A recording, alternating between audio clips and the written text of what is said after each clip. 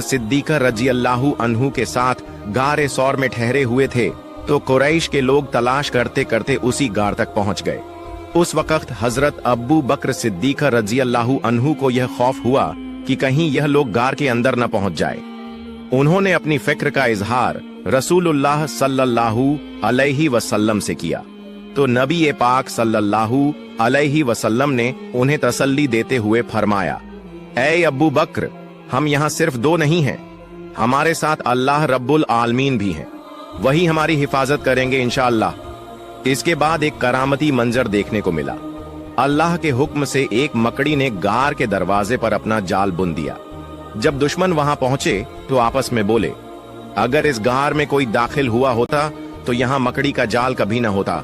इस तरह अल्लाह ताला ने अपने हबीब सल्लल्लाहु अलैहि वसल्लम की हिफाजत फरमा दी। रसूलुल्लाह सल्लल्लाहु अलैहि वसल्लम और हजरत अब्बू बकर सिद्दीका रजी अल्लाहु अन्हु दोनों उस गार के अंदर मौजूद थे और बाहर से कुरैश की बातें साफ साफ सुन रहे थे। कुछ किताबों में हजरत अनस बिन मालिक रजी अल्लाहु अन्हु से रिवायत है कि जब रसूल करीम सल्लल्लाहु अलैहि वसल्लम और हजरत अब्बू बकर सिद्दीका रजी अल्लाहु अन्हु उस गार में थे और कुरैश वहां पहुंच गए तो अल्लाह रब्बुल आलमीन के हुक्म से गार के मुहाने पर एक दरख्त उगाया। परिंदों ने उस पर घोंसला बना लिया और अंडे भी दे दिए। साथ ही एक मकड़ी ने अपना जाल बुन दिया। ये सब देखकर कुरैश आपस में बोले, अगर इस गार में कोई होता तो यहाँ ये सब कैसे होता? न दरख्त होता, न परिंदों का घोंसला और न मकड़ी का जाल। यही सोचकर वो लोग वापस लौट गए। रसूलुल्लाह सल्लल्लाहु अलैहि वसल्लम ने उस गार में कुछ दिन रात का क़याम फरमाया, फिर वहां से सफर जारी रखा। चलते चलते रास्ते में एक खेमे के पास पहुंचे। बाहर एक औरत बैठी हुई थी। यह थी उम्मे माबद रजी अल्लाह ताला अन्हा। उस वक्त तक उन्होंने इस्लाम कबूल नहीं किया था, लेकिन वो एक बहादुर और सच्ची औरत थी। रसूलुल्लाह मोहम्मद सल्लल्लाहु अलैहि वसल्लम ने उम्मे माबद रजी अल्लाह ताला अन्हा के पास एक बकरी देखी। वह बकरी बहुत कमजोर और दुबली पतली थी।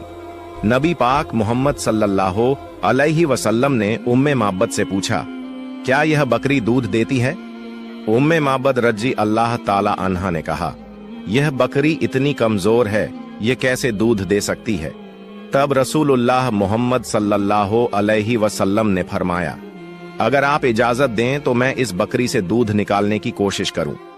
उम्मे माबद रजी अल्लाह ताला अन्हा ने जवाब दिया, यह बकरी दूध नहीं देती, लेकिन अगर आप निकाल सकते हैं तो कोशिश कर लीजिए। फिर हजरत अबू बकर सिद्दीका रजी अल्लाह ताला अन्हा उस बकरी को रसूलुल्लाह मोहम्मद सल्लल्लाहु अलैहि वसल्लम के पास ले आए।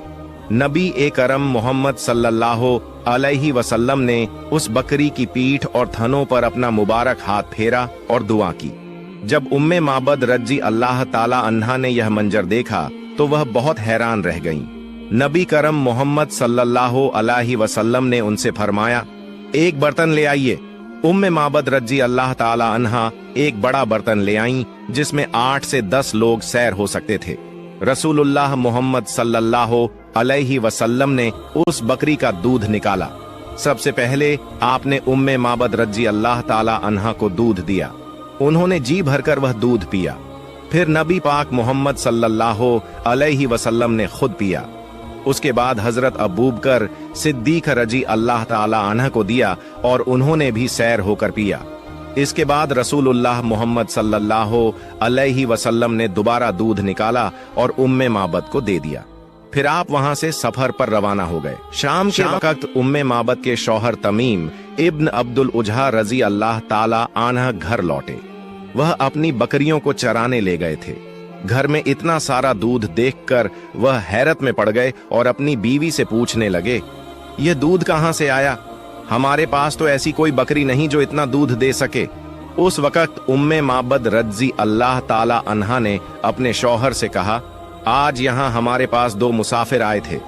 ये सुनकर तमीम इब्न अब्दुल उजहा रजी अल्लाह ताला अन्हा और भी हैरान हो गए और पूछा, उनका चेहरा कैसा था? जरा मुझे उनका हाल बयान करो।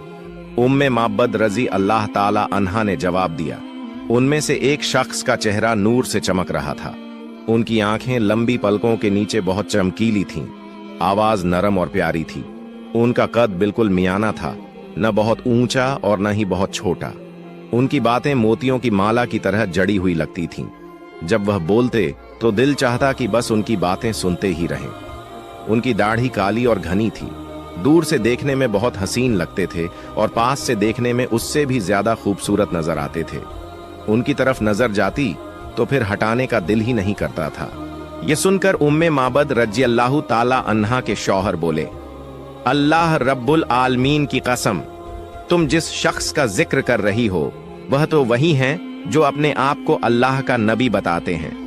अगर मैं उस वक्त यहां मौजूद होता तो जरूर उनका उम्मती बन जाता। सुभान अल्लाह। एक दिन हजरत उमर घर में किसी मसले पर गहरी सोच में थे। उनकी बीवी ने पूछा, क्या बात है? उमर ने कहा, तुम्हें इसकी जरूरत नहीं। बीवी ने तंज कसते हुए कहा, मेरा कहना अच्छा नहीं लगता? देखो, हफ्सा तो रसूल से बहस करती है। यह सुनकर हजरत उमर तुरंत हफ्सा के पास पहुंचे और पूछा, क्या सच में तुम रसूल से बहस करती हो? हफ्सा ने शर्मिंदगी से कहा, जी, कभी कभी हो जाता है। हजरत उमर ने सख्ती से फरमाया, आइंदा ऐसा मत करना। रसूल की रजामंदी को तरजीह दो, उनके हुक्म का एहतराम करो। कुछ दिन बाद हजरत उमर फिर हफ्सा के घर आए। देखा कि वो रसूल से बहस कर रही हैं।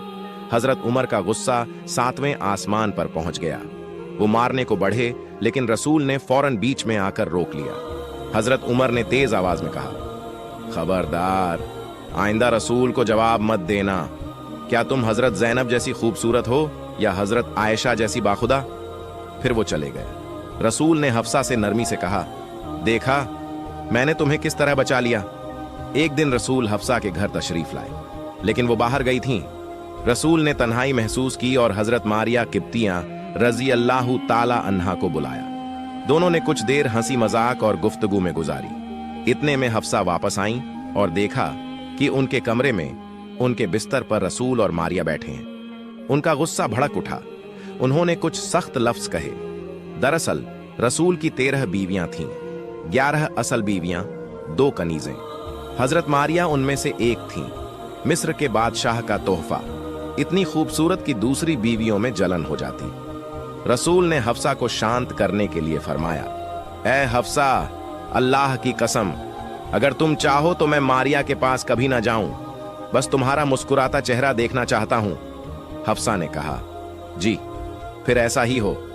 रसूल ने फरमाया, ये राज सिर्फ हम दोनों के बीच रहे। लेकिन हफ्सा ने यह बात हजरत आयशा रज़ियल्लाहु ताला अन्हा को बता दी।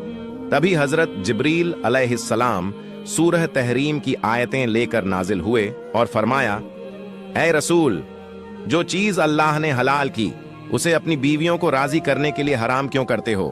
अल्लाह ने तुम्हें कसम से आजाद कर दिया और गलती माफ की। कसम तोड़ने का कफ्फारा मुकर्रर है और हफ्सा ने तुम्हारा राज छुपा न रखा। रसूल हफ्सा के पास गए और बोले, मैंने तुमसे एक छोटा सा राज छुपाने को कहा था, लेकिन तुम न रख सकीं। हफ्सा हैरान होकर बोली, किसने बताया?